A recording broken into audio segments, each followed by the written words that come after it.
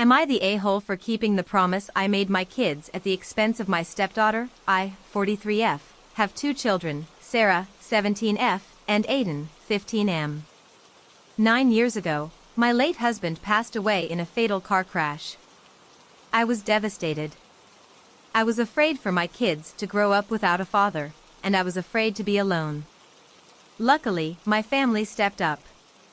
My brother-in-law acted as a surrogate father for my kids. My sister and Bill do not have kids of their own, but were happy to help us out. 5 years ago, I met my now husband, 47M, and his daughter, Elizabeth, 17F, at a friend's housewarming party. I was hesitant to date again, but I took things slow, making sure he was a good man to be around my kids. I discussed my kids' feelings with them along every important milestone and made sure they were comfortable with my husband and stepdaughter.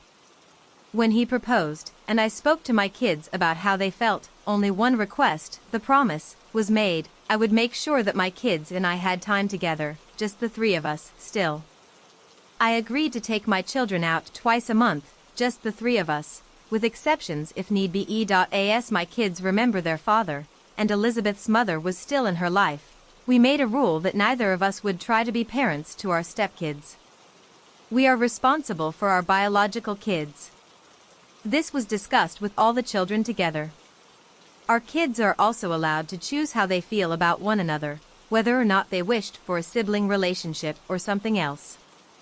It's not up to my husband and me to decide. Back to the present time, I still regularly take my kids out twice a month for an adventure with the 3 of us.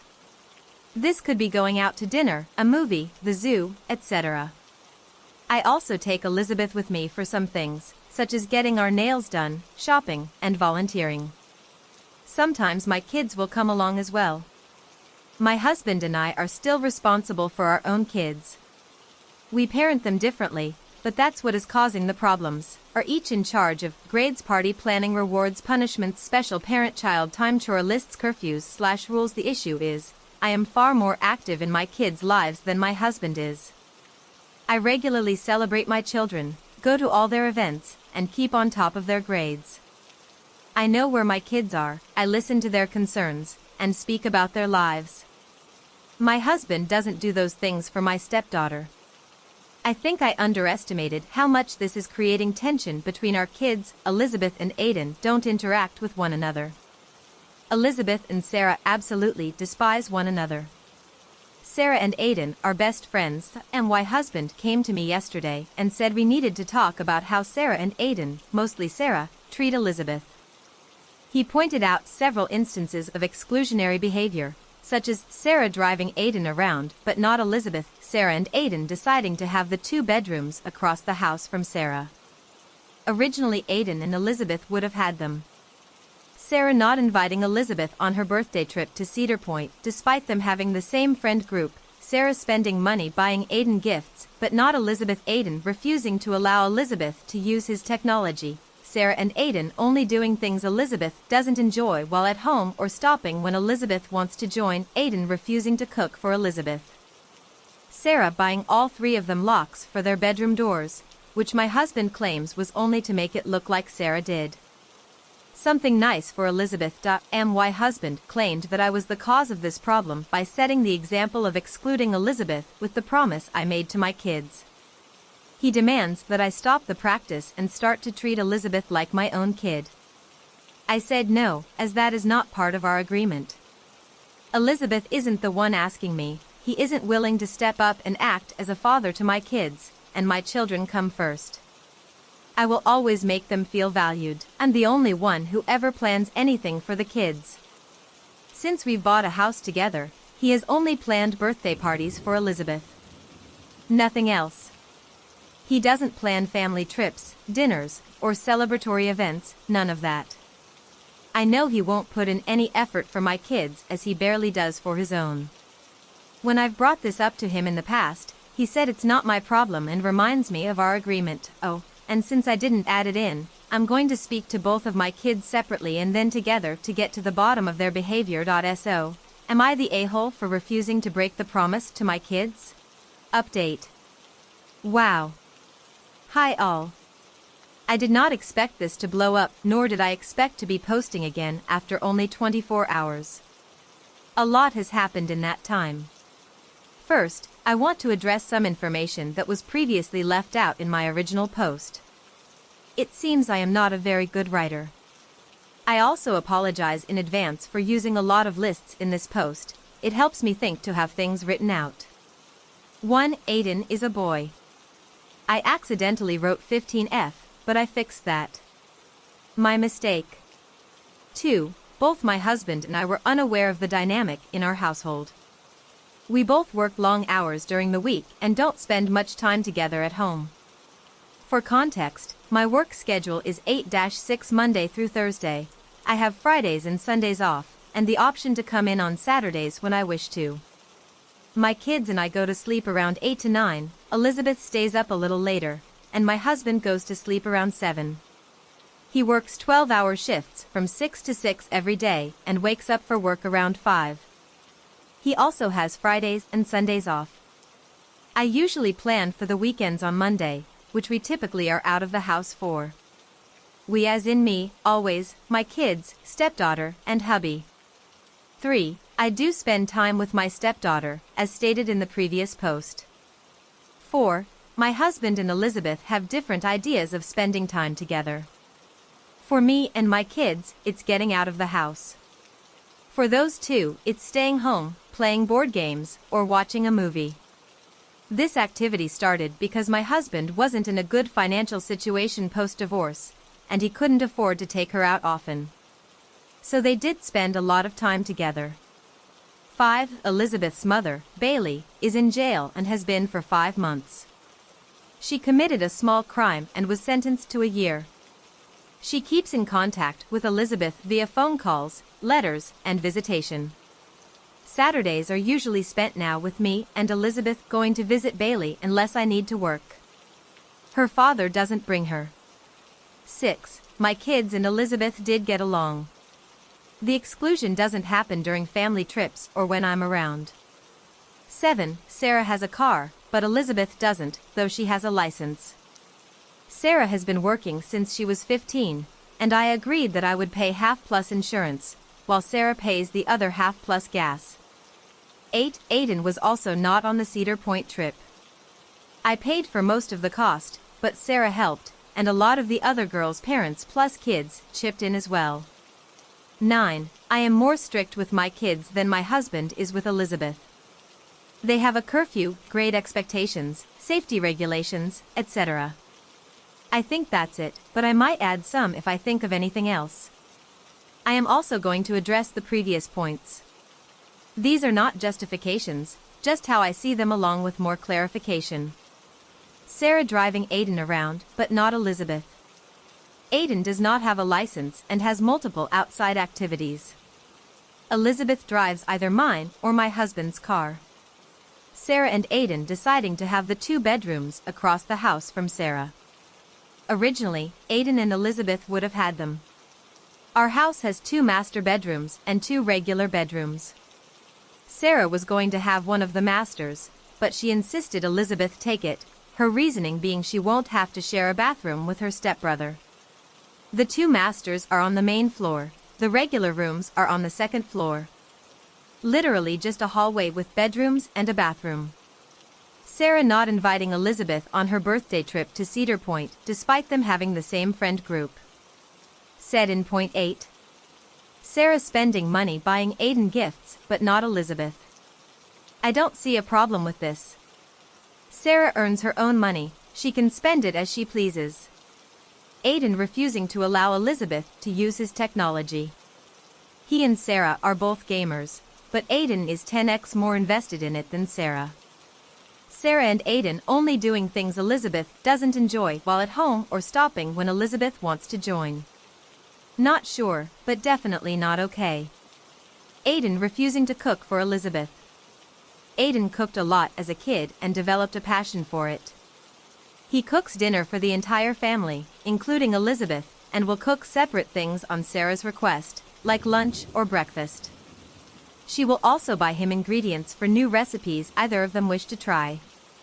Sarah buying all 3 of them locks for their bedroom doors, which my husband claims was only to make it look like Sarah did something nice for Elizabeth. This one I also see no issue with. Privacy is important, and all three installed their locks. Update. I spoke with all three kids last night separately and told them all to write a list of things they want to address in today's family meeting. I found out a lot that absolutely shocked me when I spoke privately. For the family meeting, we all sat down in the living room.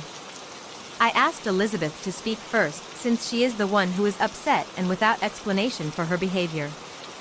She reiterated the statements above and added some things on her list. Elizabeth's list. Movie nights upstairs without her. Refusing to drive her to school/leaving without her. Sarah, refusing to invite her to hang out with their friends or lying about where she was going. Sarah, having a group chat without her. Refusing to even attempt a sibling relationship with her.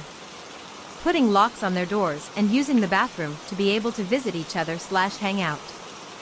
Gaming without her. Elizabeth said she felt as if they hated her and wanted her gone. She said she is just as worthy of a parent as Sarah and Aiden were, and how it's unfair that we get to be a family and she doesn't have one. Sarah, very rudely, asked if she honestly felt she has any less of a family than she and Aiden do. Elizabeth was going to say something else, but my husband stepped in and asked Sarah to read her list. Though Sarah told me last night about what Elizabeth had been doing, I didn't expect how bluntly she would bring it up. Sarah's list. Breaking into their bedrooms and stealing their stuff/food. Insisting on sharing clothes/matching. Insisting on a sibling relationship when already declined by both. Following her around school and forcing herself into Sarah's friend group despite being told multiple times to leave them alone. Threatening to go to teachers/me and hubby if they didn't. Stealing and then ruining Sarah's makeup. Telling my kids they should be happy their father died because now they have her dad and a sister. Making inappropriate comments towards anime characters out loud while watching together, this includes minors. Insisting Aiden has a crush on her. Getting handsy with Aiden and then getting defensive when Sarah intervenes/calls her out for doing so. This is the real reason Sarah insisted on the bedroom situation. Purchasing 2 fun items and giving one to Sarah after she confessed to a crush on TV. Throwing a fit whenever she loses in a game or any form of competition. Refuses to study/spend time on school and then complaining when she doesn't get good grades. Expecting me to step up and do everything for her, even though I do not do those things for even my own kids, instead of her father. Constantly being late getting ready for school and then being upset they don't wait for her. Flirting with Sarah's boyfriend at the time because sisters share everything. Refusing to get a job or do anything worthwhile while being jealous of both kids' accomplishments. When she was done, I asked Aiden if Elizabeth was really trying to touch him. He didn't answer at first, but after a moment said yes. Elizabeth denied it immediately, but Sarah shut her down and said she wasn't finished speaking. Sarah told Elizabeth that she was a disgusting human being, that she thinks she can get away with anything she wants, but she can't. None of their friends like her and wouldn't be around her if Elizabeth didn't make them. That she was spoiled and entitled. That if she ever tried to do anything with her brother, Sarah and everyone else would make her life a living hell. I stopped Sarah there, as I don't tolerate threats of violence. Elizabeth said it's not fair, that she and Sarah have similar interests, and that she's only treated worse because she's ugly and Sarah isn't. When you do it, it's cool. When I do it, it's trashy and weird. Sarah argued back, saying it doesn't have anything to do with her looks, she's just a bad person. Elizabeth brought up how Sarah is the bad one, purposefully excluding her, spending time with me separately, refusing to acknowledge her in the house she lives in, refusing to accept her and her father as family, that they both lost a parent. Sarah, my dad is dead. He's never coming back. Your mom is in jail. You speak with her daily. See her every week. It's not the same at all. Elizabeth, it is the same. I share my dad, you're just bitching that you have to share your mom now. Sarah, at least my dad didn't choose to leave me. Your mom had a choice, and I can see why she chose it. Elizabeth slapped Sarah. Aiden punched Elizabeth. My husband shoved Aiden into a mirror hung on the wall. I started screaming at my husband to keep his hands off my children while telling my kids to go pack a bag. The kids ran off. Elizabeth followed them. My husband and I were screaming at each other. I could hear Elizabeth pounding on their doors and crying. After a lot of yelling, my husband slapped me. Then Sarah started screaming at Elizabeth. Apparently Aiden was putting the bags in the car, and the girls disappeared. I found them in my bedroom fighting because Sarah was packing a bag for me. I told Sarah to go wait in the car while I packed. She hesitantly obeyed. I packed my bag while my husband and Elizabeth were screaming at me, then left. Sarah was on the curb in the driver's seat, so I let her drive away and then told her to switch with me. My son had to be taken to the hospital as the mirror had cut him. Aiden needed 17 stitches and has a concussion. I am pressing charges against my husband and filing for separation and divorce immediately. I'm currently writing this from our hotel room. I spoke to Sarah and asked why she didn't bring any of this up previously. She told me that Elizabeth only started acting like that after my husband had already proposed, and both she and Aiden wanted me to be happy because they'd seen how depressed I was after my late husband died. This obviously broke my heart. I told her, and later Aiden, that they are my happiness. Sarah argued and said that since I'd made so many sacrifices, it's only fair that they did too. I promised her that she never needs to sacrifice anything for me, as I am their mother. Sarah started crying, apologizing and just saying how she never meant for me to lose another husband and that she never would have let Aiden get hurt. I kept reassuring her the whole ride to our hotel. My kids are asleep now. I'm scared. Neither my husband nor Elizabeth has contacted me. I'm not sure if I want them to. That's it for now. Thanks all for the comments. Question: should I go to the jail and speak to Bailey? It seems my husband didn't know about Elizabeth's behavior and I didn't either.